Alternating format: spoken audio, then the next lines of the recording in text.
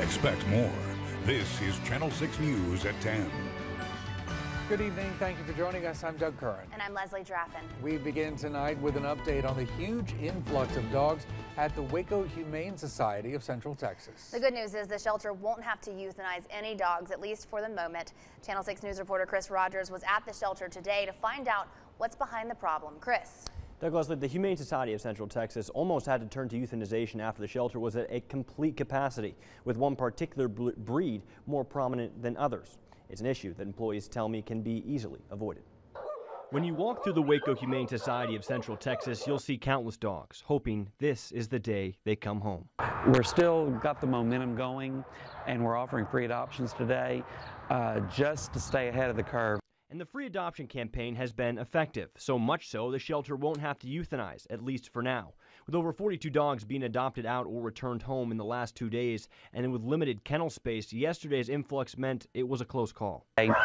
Every kennel that we had was full, and where the animal control officers come in and put their dogs to get them processed, all those were full. And so if anything else came in, there was no place for it to go. The majority of the dogs brought in are pit bulls, a result of a common misconception about the profitability of breeding them. They say, oh, I want to breed this dog. I don't want to get spayed or neutered because I'm going to make money. It's breeding pit bulls in my backyard.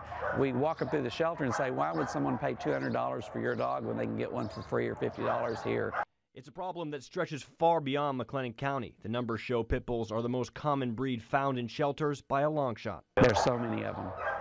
And then when they get to where they have a litter and they can't get rid of any, they might sell one, but then they have all the rest of them.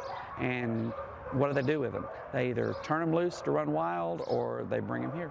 Experts say it's an issue that's made worse by the aggressive stigma associated with pit bulls. Despite studies that suggest the breed is average when it comes to aggression levels, but if you're still on the fence about adopting a pit, the Humane Society wants you to know there are plenty of other options. Right now you see a large number of pit bulls, but it changes daily. We get intake in daily. So, anything you want, if it's not here today, wait a few days, it's going to show up.